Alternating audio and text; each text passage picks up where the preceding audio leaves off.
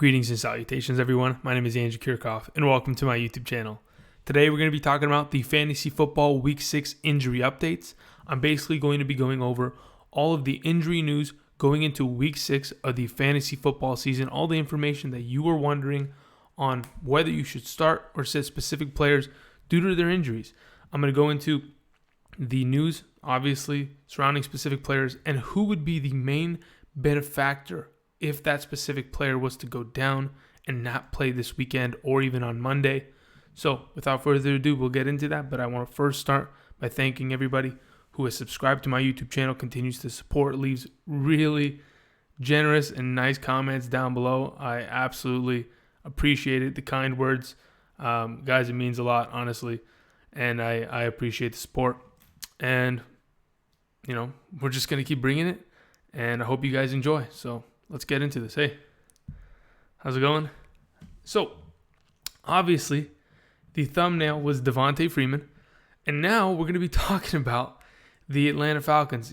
On this specific episode that I've done for the last couple weeks, last week I wasn't able to get it done. Probably the McGregor fight was the main reason of that.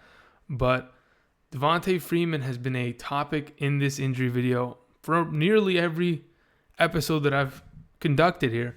Devonta Freeman, he's just been a mess this season. He started out the season in that Thursday night opener against the Eagles.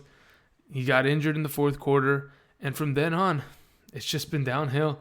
Tevin, Coleman, Ito Smith have been able to pick up the slack and being able to at least give a fantasy value to this backfield that is much needed. Many people drafted Devonta Freeman in the first 2-3 rounds of their fantasy football drafts. And for those of you who own him, such as I, we've struggled, right? We've continued to, on a weekly basis, have to roster a guy as Devonta Freeman. And I know many of you don't have IR spots in your leagues. You need to change that. IR positions are extremely valuable and make a difference, right? So that guys like Devonta Freeman can't burn a hole on your bench and have you basically held hostage by his injuries. So going into this week, Devonta Freeman, around Wednesday, Thursday, there were information that came out that he had a bone bruise on his leg. Man, that's pretty much what knocked out Sam Bradford for the entirety of last year until, he was available to come back, and then Case Keenum had already won that job. But just to kind of give you an estimate on how long it's going to take for him to come back, he looked good last week. I mean, they got him, 10 touches. He should have been just fine. But obviously, his injury, hasn't healed up all the way. While you have two running backs, such as Tevin Coleman and Ito Smith, at 100%, there's no point in trying to force Devonta Freeman to play. I think by, not next week, by week 8, he will be ready. He will be full speed. So for those of you who go down to the comment section, you ask, well, Andrew, should I drop him? He's really hurting me. I'm struggling at running back considering the other injuries to the running backs throughout the league that I seem to own. It's a lot of bad luck, but my only option is to drop him. And I'm sitting there and I'm reading this and I'm like, well, for those of you who play in a league that is 8-man leagues and up, I do not think you should drop Devonta Freeman. If you play in a 6-4-man league, sure, you can drop him because you have opportunity on the waiver wire to go and pick people up. But I think in 8, 10, 12, 14, 16, it is going to be very hard to try to, it's not going to be hard to drop him. Trust me. I'm sure all of you will enjoy going and clicking that button. But drop player, you make sure the check mark is right next to Devonta Freeman's hands, and you can wash yourself of the complete misery that he has put you through. I understand that. But in my honest opinion, I could not suggest you guys drop him. At, the worst case scenario, you should go and you should trade him away. If you don't think he has value, I guarantee you there's someone in your league that is willing to give him a chance. The Tevin Coleman owner, that person probably wants to put the tandem together in order to have the entire value of the backfield, right? So go and try to trade him. Do not drop this guy. He has way too much value. He's produced so much over the past 3 seasons for the Atlanta Falcons. I would just see it as a mistake. But then again, if this guy's not playing till about week 8, that means he's got about 5 serviceable weeks until the playoffs for fantasy. So I could understand those of you who are panicking, who are already, 2-3, 1-4, and struggling. Your mindset to, I got to drop him, I got to get rid of him. I understand that mindset. I can get it, I can put myself in your shoes. I have empathy for you. But as of right now, I think you cannot drop him. So let's continue to talk about the Atlanta backfield. Tevin Coleman and Ito Smith. Tevin Coleman, obviously, with the absence of good old Devonta Freeman, goodness. He steps up. He's the main running back. Throughout his career, with the absence of Devonta Freeman, Tevin Coleman's a 20-touch a game kind of guy. He's going to touch the ball 20 times. Now, the emergence of Ito Smith, the rookie, has been pretty ridiculous. He's been poaching and, vulturing touchdowns off of the goal line. I don't know if that's to prevent Tevin Coleman and Devonta Freeman from running it down the middle and getting blasted, and they'd rather just let the rookie take damage, or they really think that he is the better goal line back. Either way, it's hurting, Devonta Freeman and Tevin Coleman in fantasy. At least Tevin Coleman when he played, especially last week. He could have ran it in, could have had 6 points. But Tevin Coleman, Ito Smith, I think both of them, specifically Tevin Coleman, is a play. For sure, at an RB2 flex position, he is a good play this week. I think if you go back to my running back rankings, I would put Tevin Coleman, I think he was on the list. I'd increase him, and I'd put him where Devonta Freeman was. I could almost say that he could be a start of the week this week, except for the fact that now that Devonta Freeman's not there, there's going to be more of an opportunity to use Ito Smith. Because if Devonta Freeman was playing, right, the other snaps would go directly to Tevin Coleman. Now that there is no Devonta Freeman and it's Tevin Coleman starting, Ito Smith will be picking up those receptions out of the backfield, picking up the goal line carries, which is very unfortunate. So the way I see it, there is also opportunity for Ito Smith to be a pretty decent, not a guy that you should like, all right, I'm going to drop Devonta Freeman right now. I'm picking up Ito Smith and I'm starting him. No. Guys, listen to what I'm saying. He is a guy that if you play in a 16-man league, 14-man league, and you are struggling at the running back position, all right, and you're watching this video right now, I wouldn't be against it because you're in such a deep league. There's not going to be, you're going to have to be picking up trash off the waiver because majority of the waiver is going to be guys like Chris Hogan. It's going to be guys like Duke Johnson and guys like Ito Smith that honestly nobody wants, but eventually we'll have to deal with them. As of right now, I think Ito Smith could be decent this weekend because the Tampa Bay defense isn't great, right? Otherwise, Tevin Coleman is the only fantasy value out of this backfield. Ito Smith, he's pretty much a coin toss on whether he has value this weekend. That's all I want to say. That's all I wanted to do. That's the Atlanta backfield. We've got that updated. Now, let's talk about Leonard Fournette. Here's the thing. Excuse me. The information that came out that I specifically saw was surrounding Leonard Fournette most likely not playing until just about week 9 was the update from Jaguars beat writer down in Florida. The issue with that is, again, this is another Devonta Freeman where you will only have 4 serviceable weeks with this guy. And even then, when he comes back that first week, you think they're going to give him the full workload? I don't think so.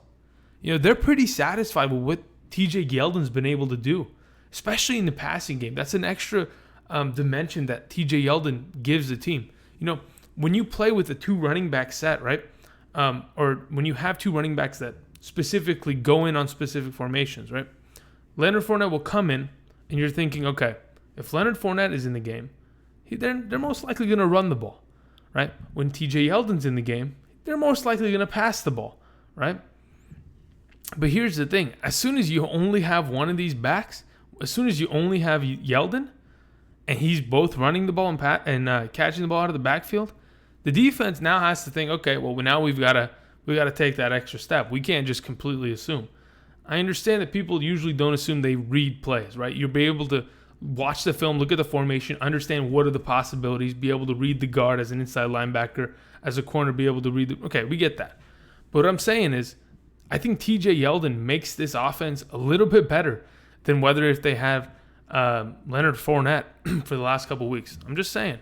But as of right now, Leonard Fournette was seen on the sideline running around. But still, the news is expect week 9. So until then, TJ Yeldon's the guy to own. And if TJ Yeldon goes down, it's Jamal Charles, which many of you know was signed to the Jaguars earlier this week. But this week, Leonard Fournette's out. And TJ Yeldon, I think I had him at 15 on my running back rankings. He's good to go. Okay, so the next 2 running backs I want to talk about. A lot of running back issues, and that's why I'm here to talk about them, right? Because if your running back situation isn't settled, there's going to be a lot of issues. And, how about that?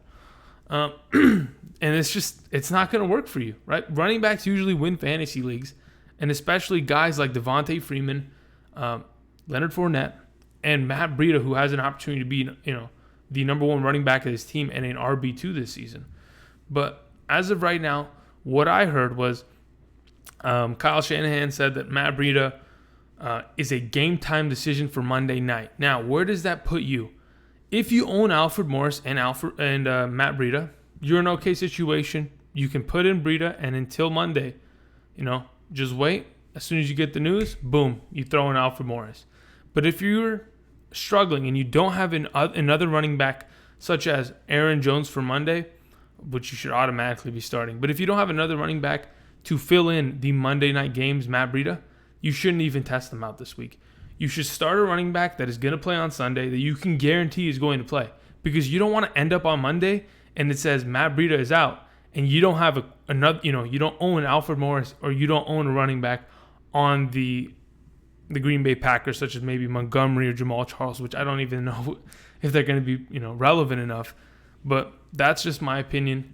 If you do not own another running back for the Monday night game, do not play Matt Breida this week. Considering it's a game time decision, I don't think they're going to force him to play off that high ankle sprain. They will most likely be giving Alfred Morris and Kyle Juszczyk majority of the carries out of the backfield and or the receptions out of the backfield. So that's the way I see it. Just be very careful. Do not use him this week. He's probably just a for sure bench going into next week, and we'll see how he feels. All right, the next 2 I want to talk about, we're going to the wide receiver position really quickly. Randall Cobb and Geronimo Allison both have the questionable tag as of right now because of their, a couple weeks back, Randall Cobb was out for multiple weeks in a row due to his, I think it was a quad injury, hamstring injury. And then Geronimo Allison dealt with that concussion. But as of right now, both of them are dealing with this hamstring injury that everyone seems to, their meat is just ripping off the bone, and I don't understand. Everyone has a hamstring injury this season, and it's really getting annoying after a while. You'd think concussion is more likely to happen considering we're playing football and we're going full speed helmet to helmet, but sometimes it's just the hamstring that's the issue. And as of right now, what do I see? These are another 2 guys. That's why I brought them right after the Breida and Alfred Morris thing, the graphic. It's because these are another 2 guys on the Monday night game. If you don't have another Monday night wide receiver or a flex that you can play in exchange for these guys, I wouldn't suggest putting them in your lineup. As of right now, there are other options such as Valdez-Scantling, wide receiver for the Green Bay Packers. Maybe Marquise Goodwin that I mentioned yesterday in my Hidden Gems video. Maybe Pierre Garçon if he plays. I doubt Trent Taylor plays. There are other options that, let's say, for example, you try to play Geronimo Allison this week and he ends up not playing on Monday. You should probably, look into at least see your waiver wire. Look, okay, are these guys available? Yes, they are. Worst case scenario, I'll drop somebody off my bench that I'm willing to get rid of, and I'll pick them up and play them over this guy. That's my only suggestion. But otherwise, right now, the information is that these 2 guys are game time decisions. I'm assuming Allison is probably going to play, and that Randall Cobb, because of he just hasn't played in the last 2 weeks, is most likely leaning towards out, but he has a very good opportunity to play. So we'll just have to wait and see until then. Another Monday game that we're just going to have to wait on, pretty much. See how they feel. See if they go through walkthroughs tomorrow and see how that goes. So the next guys I want to talk about, T.Y. Hilton and the Indianapolis Colts. As we all know, he's out this week. But the surprise is that, no, it's not Jack Doyle coming back. Instead, it's Marlon Mack, who, as of right now, during the reports, is going to be the starting running back for the Indianapolis Colts. He was a starter before the season started, all through training camp.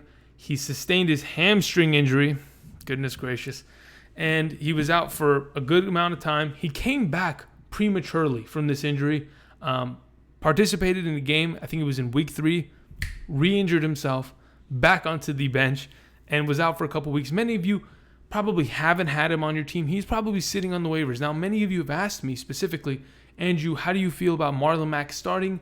I was going to start Nyheim Hines in my flex.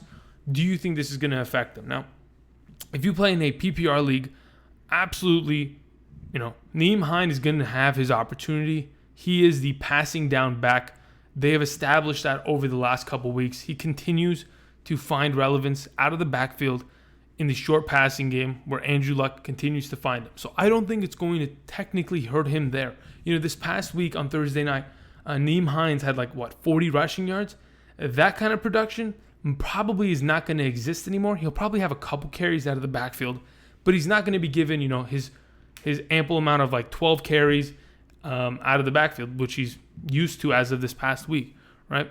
Jordan Wilkins might be also used a little bit, but Marlon Mack, I'm guessing he's healthy because they're playing him this week. They're starting him, of all things.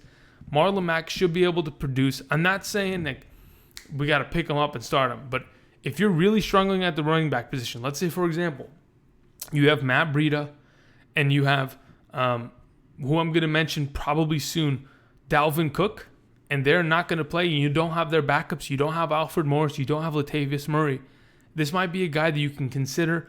I'm not thinking he's going to be amazing this week. I don't think the Colts running backs are anything, relevant, I guess.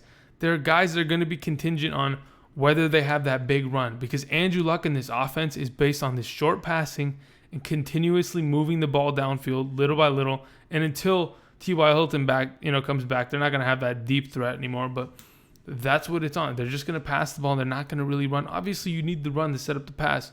But as of right now, they've dealt without it. So going forward, Marlon Mack, if you're struggling this week, he's a good opportunity. He's a decent chance because he's starting to having some fantasy production.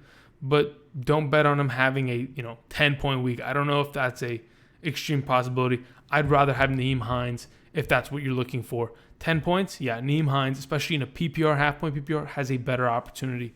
So just keep your eye out on that. And Eric Ebron, last guy I wanted to mention on the Indianapolis Colts for this week, a guy that earlier this week I mentioned he had a ankle, knee, quad, and hip injury. Literally his entire leg was pretty much done. He is now sitting there with a questionable tag, but he is most likely going to play. I'm not worried that Eric Ebron will not play. He's going to play. He's going to be productive in fantasy. He's going to sit exactly where I ranked him in my tight ends video. If by any chance, as I mentioned before in my tight ends video, if you've not seen that video, if Eric Ebron tomorrow morning, boom, he is not playing, Eric Swoop. That is the guy. That is the backup tight end to Eric Ebron. That should get the pickup and the start if, in fact, Eric Ebron is out tomorrow morning. But I don't think we'll have to worry about that, so we're moving on to the next two. As I mentioned, Dalvin Cook, a guy that came out this week in an interview. They asked him, how do you feel? What are your chances of playing this week? He literally said, and I'm paraphrasing, but he said, as of right now, I'm sitting at about 80 to 70% on my health. I'm not fully there. But while we have other guys on the team that are 100% and ready to go for Sunday, I'd rather not risk coming back too early and injuring myself further to hold myself back. So the chances are, even though he sits with a questionable tag and he practiced in full earlier this week, I don't think Dalvin Cook's going to play. If anything, they're going to hold him to a pitch count, right? What that means is he can only play a specific amount of plays. Let's say, for example, an NFL game, you have 75 offensive plays. They're talking about giving Dalvin Cook 20 to 25 offensive plays. You're not going to be able to be fantasy relevant, especially as a running back for the Minnesota Vikings, with 20 to 25 snaps. It's not going to work. I don't think Dalvin Cook is even going to play this week. They are more likely going to keep him out in order to keep him healthy because this team wants to make a run. They want to be able to push for the playoffs, and they're going to need him later on in the season. So most likely, Latavius Murray is going to get that bump of opportunity. He is going to be the starter this coming week, tomorrow. Now, let's say, for example, Dalvin Cook comes out and they're like, all right, you're starting, you're playing the whole game. I'll be surprised. But it's a possibility, so just keep your eye on it. Again, as I've mentioned before, the description of this video will consist of ins and outs on specific players. So I'll have the player's name, and next to it, I'll either have to be determined, TBD, or I will have out or in. And that'll give you an idea if you want to come back, click on the video, check the description to see how these guys are out. But because I have the specific Sleeper app, if you haven't downloaded the Sleeper app, go for it. It's a little green logo with like a white helmet. This is not an ad. I'm just saying for those of you who need updates, the Sleeper app, okay? Anyway, Dalvin Cook, probably leaning towards out. So be careful. If you have him, try to find a backup or a ample guy to replace him with. Maybe Latavius is sitting on the waivers. There's a possibility. Okay, quite interesting. So Chris Thompson, according to my Sleeper app, it says, listed as questionable for Sunday due to his ribs and knee injury, is not expected to play versus the Panthers per source, okay? Now, here's the thing, okay? Adrian Peterson is also a little banged up with that shoulder injury that he sustained on Monday night. Jamison Crowder is also listed as doubtful as of right now for tomorrow's game. And good old, what's his name? Paul Richardson is listed as questionable right now. So this entire Redskins team is really banged up. As of right now, considering what I just read, Chris Thompson leaning towards not playing on Sunday, there is a good opportunity, as I mentioned in my running backs video, for Capri Bibbs, a guy that many people don't mention, to have an okay fantasy week. I'm not saying, listen, people, understand, I'm going to say it again, do not start him. But if you play in a 16 to 20 man league and you are suffering, you drafted, your only 3 running backs are Devonta, Freeman, Leonard, Fournette, and Dalvin Cook, okay? Those are your only 3 running backs on your roster. And you need a running back, and the only other option is Capri Bibbs and Ryan Turbin. Congratulations, Capri Bibbs is your guy. You feel me? I'm not saying completely lose your mind. Just saying there's obviously going to be opportunity within this backfield. Alex Smith has not been great as of late. And he's playing against a decent defense. I understand Eli Manning was able to put up 30 points on the Panthers defense, but that's a different conversation. It happens in the NFL. Any given Sunday, anybody can win. Anybody could show up and have themselves a game. But as of right now, with all these injuries plaguing the Redskins, this is a downgrade specifically to Alex Smith. If all of your weapons are hurt, questionable, and have not participated this week in practice, there's more likely of a chance that you as an offense are not going to be able to function properly. The offensive line has not looked great this season for the Redskins, even though they're stacked with 2.5 Pro Bowlers practically. The way I see it, I'm just a little worried. Keep your eye on this. I will keep you updated. But right now, Chris Thompson leaning towards out. Adrian Peterson will probably play, but he's an older gentleman.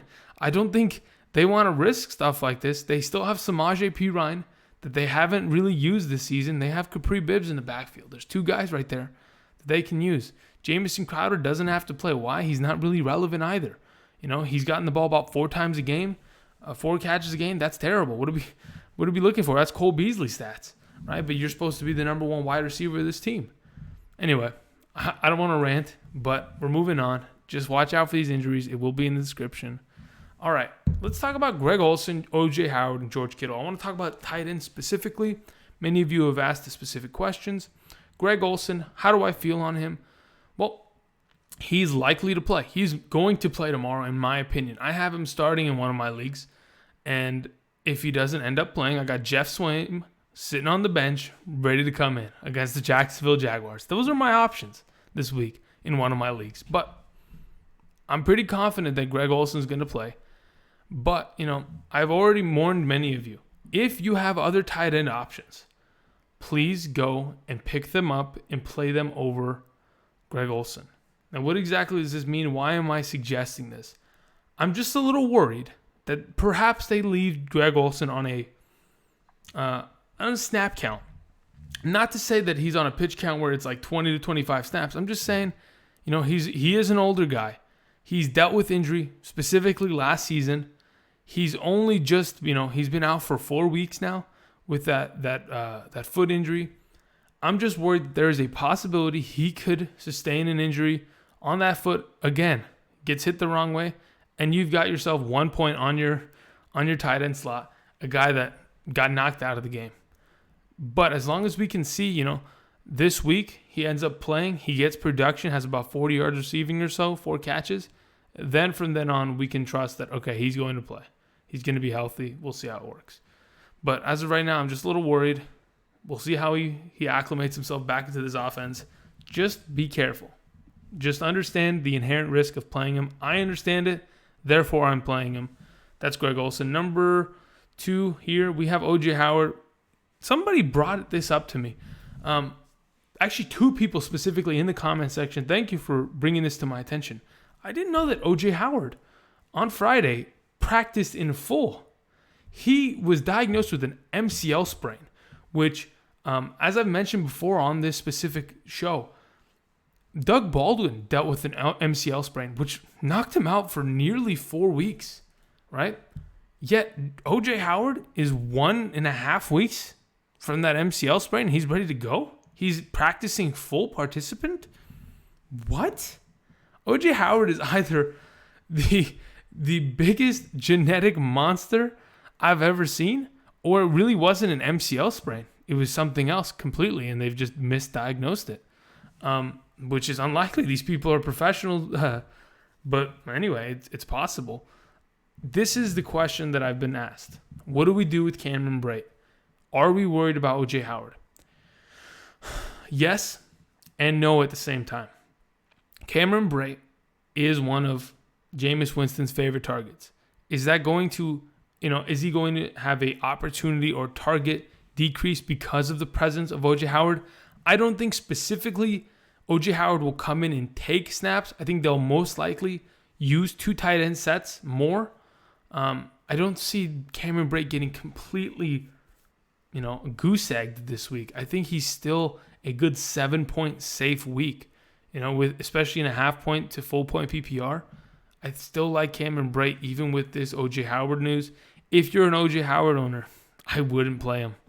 I know many of you are struggling at the tight end position, as we all are this season, but I'd just be a little worried that O.J. Howard may not just, he may not be healthy. There's a possibility he's still with a questionable mark as like a game time decision tomorrow. I don't think they're going to play him.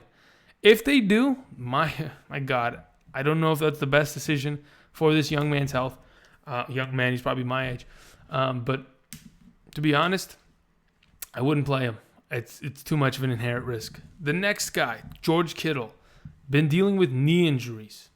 Okay, I hadn't heard about no knee injury from George Kittle until someone brought it up. Are you worried about Kittle with his knee injury this week? I'm like, what are you talking about, Kittle knee injury? I thought this guy was a beast. He still is. He's been dealing with this knee problem, I guess. I don't see it as a problem. I think it's a formality to have him on the questionable tag as of right now. He does play on Monday. So let's say, for example, there's a guy. What other tight ends play on Monday? Okay, here it is. Here's exactly what you do. Okay, this is perfect. If, for example, you have a George Kittle and you're like, okay, I'm going to start him this week because he's my best tight end on my roster. He is my only tight end on my roster. Great. That is a perfect decision. He's one of my starts of the week. He's been fantastic all year. Why wouldn't you do so? Perfect. You get to Monday. You come home from work. You're looking at your lineup, in the car, in the freeway, whatever. I don't know what you're doing. At work, on a break, whatever, no big deal. You're at school. I don't care. Wherever the hell you are. Porta potty, doesn't matter. And you see George Kittle is out for week 6. Perfect. Go drop a shit bag off of your bench. Go pick up Kyle Juszczyk. Now, how do you spell Juszczyk? I don't know, but I'm going to go find that out right now. All right, people? Where's Kyle Juszczyk? I mean, what a ridiculous. There it is. Okay, let's spell Juszczyk. You ready? This is a spelling bee question. Like iridocyclitis? No. It's Kyle Juszczyk. It needs to be one of the words for next year. Okay, to spell Juszczyk, they spell it Juszczyk.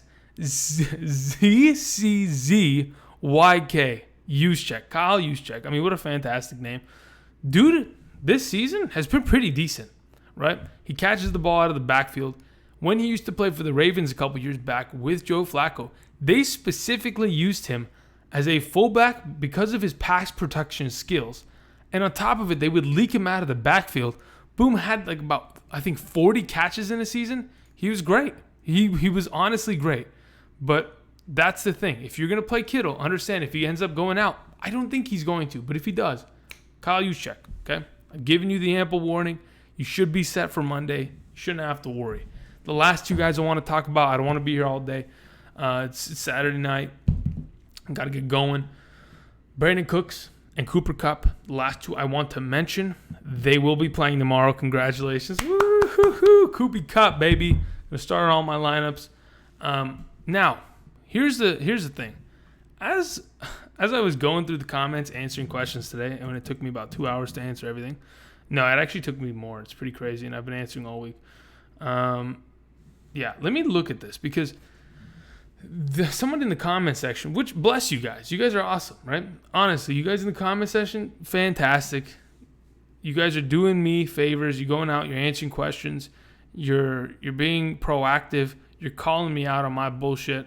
It's great. But sometimes people calling me out on bullshit, no. I'm not wrong sometimes. And you guys need to understand that. I have to write like paragraphs in order to explain it to you, but then you guys still don't understand. But there's only a few of you. There might be a possibility of snow tomorrow in Denver, where the Los Angeles Rams are heading up to. Okay, let's pull this up, shall we? Come on. All right, we're gonna pull up the Denver, Colorado forecast for tomorrow. All right, the forecast is 35, cold, windy. Doesn't say anything about snow. I think it will be fine. Okay, great, fantastic. Okay, we're good. 28. Oh my God. Sunday night, 21 low. Goodness gracious. Thank God I live in California.